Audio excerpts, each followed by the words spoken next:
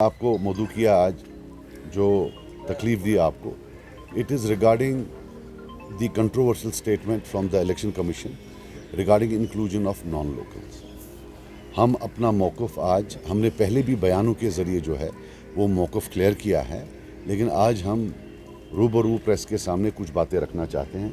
आपको मालूम होगा मोहम्मद अशरफ साहब लॉ सेक्रेटरी रहे हैं लगभग 4-5 साल जम्मू कश्मीर गवर्नमेंट के।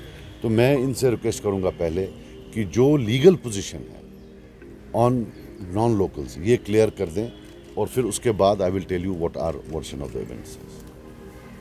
इस वक्त ये controversy it is the result of जो प्रेस कॉन्फ्रेंस, ये जो कंट्रोवर्सी इस वक्त ये शुरू हो गई है, ये it is the result of the press conference of chief electoral officer J&K. उन्होंने प्रेस कॉन्फ्रेंस में एक स्टेटमेंट दे दिया। उस स्टेटमेंट में उन्होंने कहा कि कोई 25 लाख वोट यहाँ बढ़ रहे हैं। नॉन लोकल्स के स्टूडेंट्स का नाम भी उन्होंने ले लिया, आर्म्ड फोर्स का नाम भी उन्होंने ले लिया। लेकिन जो उन्होंने बोला उस प्रेस कॉन्फ्रेंस में, that is not supported by law and that is not permissible under law. Law ये है कि एज यू नो कि 5 अगस्त से पहले हमें यहाँ अपना कॉन्स्टिट्यूशन था, जो कॉन्स्टिट्यूशन ऑफ इंडिया। फिर इलेक्शन कमीशन ऑफ इंडिया ने ये जजमेंट जो है ये चैलेंज की सुप्रीम कोर्ट में, और सुप्रीम कोर्ट ने ये अपहोल्ड किया। उन्होंने कहा ये वहाँ भी इलेक्शन कमीशन में आई मस्ट टेल यू उन्होंने एक्सेप्ट किया कि that this is the correct appreciation of law. So this the appeal of the election commission was dismissed and the judgment of this Guwahati high court was upheld. इसलिए जो ordinary resident है, ये समझ लीजिए कि कोई आएगा 1 महीने के लिए, 2 साल के लिए, 1 साल के लिए, स्टूडेंट आएगा, कोई लेबरर आएगा यहाँ, या उन्होंने आर्मड फोर्स की बात की, वो नहीं है, ऐसा नहीं है, वो नहीं बन सकते हैं। It is not permissible under law. Law is very clear on that he must be a permanent and habitual resident of the area for a, वहाँ लिखा है for a considerable period of time. Considerable period of time 1 साल 2 साल नहीं है, या कुछ महीने नहीं है, नंबर 1। नंबर 2, उन्होंने कहा आर्मड फोर्स की बात। जहाँ तक आर्मड फोर्स की बात है, लॉ में ही सेक्शन 20 में ही बिल्कुल क्लियर कट लिखा है कि उनका कोई चॉइस नहीं है आर्मड फोर्स के लिए। सेक्शन 20 जो सब सेक्शन 3 है, ये मैं पढ़ूंगा। इसमें लिखा है any person having a service qualification. अब सर्विस क्वालिफिकेशन क्या है वो सब सेक्शन 8 में डिफाइन है। सर्विस क्वालिफिकेशन मीन्स एक ये है being a member of the armed force of the union of India. Number 2, being a member of force to which provisions of army act applies. Number 3, being a member of an armed force of the state who is serving outside that state and being a person who is employed under government of India in a post outside. So ये जो 4 categories हैं, armed forces और other forces and state forces who are posted outside, ये service qualification है। तो section sub section 3 बोलता है any person having service qualification shall be deemed. उनका कोई चॉइस नहीं है कि वो चेंज करते फिरेंगे आप एक जगह से दूसरी जगह पोस्टिंग के हिसाब से। They are deemed by law, by force of law to be ordinary resident in the constituency in which but for is having such service qualification he would have been ordinarily resident on that day. So जहाँ के वो हैं वो वहाँ के ही ordinarily resident तस्वर किए जाएंगे irrespective of their posting. So there is no question of inclusion of armed forces in this definition of this ordinary resident। यहाँ जो election commission chief electoral officer साहब ने कहा, अब उन्होंने क्यों कहा आई डोंट नो, उन्होंने क्यों क्या कहा, कोई मिसकंसेप्शन उनको हुई, लेकिन फॉर्चुनेटली बाद में एक क्लैरिफिकेशन सामने आ गई। क्लैरिफिकेशन में उन्होंने ये बात बिल्कुल नहीं की है, न आर्मड फोर्स की बात है, न स्टूडेंट्स की बात है, न कैसे बनेगा गवर्नर, कैसे बनेगा यहाँ इलेक्शन स्टेट लेजिस्लेचर के कैसे होंगे, किस तरह होंगे, वो हमें अपना कॉन्स्टिट्यूशन गवर्न करता था। कॉन्स्टिट्यूशन ऑफ इंडिया के प्रोविजंस अप्लाई नहीं होते थे। तो हमारे लेजिस्लेचर ने एक कानून बनाया था, Jammu and Kashmir representation of people act 1957। उसके तहत जो एलिजिबिलिटी थी वो ये थी कि 1 must be 18 years of age and second that he must be a permanent resident of the state. लेकिन जब 5 अगस्त को 370 ख़त्म हो गया, रन डाउन किया गया, उसके बाद जो वो आ गया रिऑर्गेनाइजेशन एक्ट, उसमें हमारा जो 57 का जो लॉ था रिप्रेजेंटेटिव पीपल एक्ट, वो रिपील हो गया। और उसके साथ ही जो सेंट्रल गवर्नमेंट का जो है रिप्रेजेंटेटिव ऑफ पीपल एक्ट 1951 और 50 वो यहाँ अप्लाई हो। अब 50 के तहत जो रिप्रेजेंटेटिव पीपल एक्ट 1950 है उसके तहत दो एलिजिबिलिटीज़ हैं, दो कंडीशंस हैं for being registered as a voter. One is 18 years of age, ठीक है, and second is that he must be ordinarily resident of the constituency, not the state, of the particular constituency. अब सवाल ये पैदा होता है कि ऑर्डिनरली रेजिडेंट क्या है। सेक्शन 19 में ही डिफाइन किया है कि ऑर्डिनरली रेजिडेंट क्या है। सेक्शन 19 में जो रिप्रेजेंटेटिव पीपल एक्ट 1950 है उसमें लिखा है कि a person shall not be deemed to be ordinary resident in a constituency on the ground only that he owns और पोजेसेस ए डिवेलिंग हाउस। इसका मतलब अगर मकान भी हो किसी जगह, this is not the reason, ये ओनली रीजन नहीं है कि उसके लिए कि वो बनेगा वहाँ का रेजिडेंट, ये जो ordinary resident, he needs much more than that. अब मच मोर देन दैट क्या है वो सवाल है, वो डिफरेंट कोर्ट्स ने डिफाइन किया है इंक्लूडिंग सुप्रीम कोर्ट। और इसमें लैंडमार्क जजमेंट एक है डॉक्टर मनमोहन सिंह वाली, doctor Manmohan Singh versus election commission of India.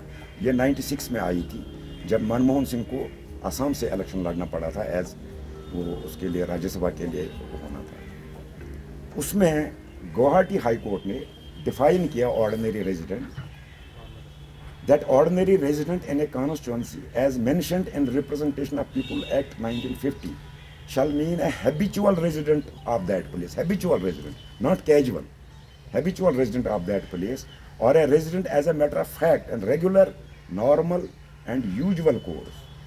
It means an usual and normal resident of that place.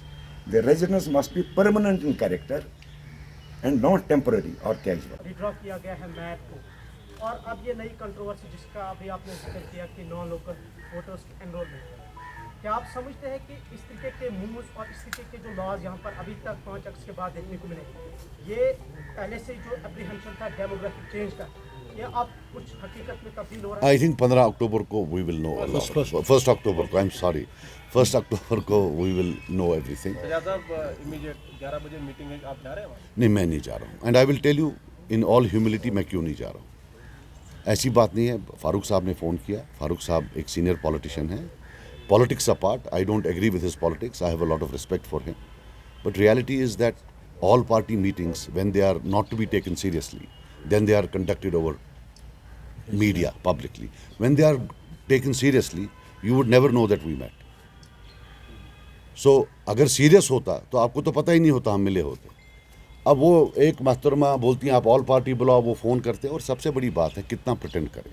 24 घंटे हम एक दूसरे को सियासी गालियाँ दे रहे होते हैं, आंखों का लिहाज होता है, कल ही गाली दी है मैंने, परसों उन्हें दी है, वहाँ बैठकर कितना हम प्रिटेंड करें लोगों को कि भाई एवरीथिंग इज़ हंकी डोरी। एंड आई बिलीव कि ये जो ये ऑल पार्टी है, the outcome of this will not change whether we go to the all party और not. And I will again say that in future Farooq साहब, अगर आपको कभी भी हमारी ज़रूरत पड़े, एक फ़ोन कॉल करके बोले सजाद इधर आओ, मैं उठ के चला जाऊँगा, हमारे से सीनियर हैं, मैं उठ के चला जाऊँगा। But Mehbooba ji desperate to retrieve her ground बोलेगी मैं बोलती हूँ ऑल पार्टी, वो हुक्म निकालेंगे, महाराजा हरी सिंह का टाइम गया। If you have to do something serious, यहाँ हमने PhD बनाई, आप लोगों को क्या पता चली? Because it was done without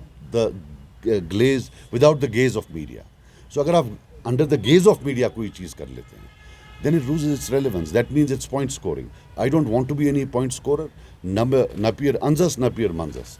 न मैं इसकी जो जाएगा मैं वो भी वेलकम करता हूँ, जो मेरी तरह यहाँ बैठेगा मैं वैसे भी वेलकम करता हूँ। हाँ, if something concrete comes which we feel it is good, then we will also support them. If they feel, God forbid, अल्लाह ना करे, अगर 1 अक्टूबर को कोई गलत खबर आई, अगर हम जाते हैं वहाँ तो वो भी हमको फॉलो करे, हम भी सब बैठते हैं। So this is practical. Thank you. something practical. अच्छा ठीक Thank you. है कि लॉ में परमिसिबल है, but in order to get to be eligible for vote it looks very difficult. अब सबसे बड़ा चीज़ है कि 15 अक्टूबर को इन्होंने शायद ये कंप्लीट करना है।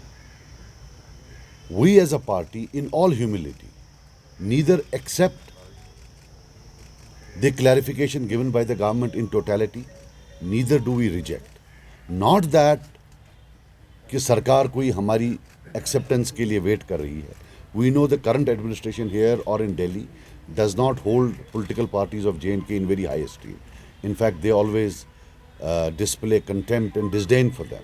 So वो नहीं है, लेकिन हमें अपने लोगों की तरफ देखना है और हमें लगता है कि the final test is on 15th of October जब ये होगा. अगर हम अशरफ साहब की बात माने तो 15 अक्टूबर तक, 1 अक्टूबर तक इतने ह्यूज नंबर्स में लोग बाहर से लाकर डालना नामुमकिन है जब तक कि सरकार न करे.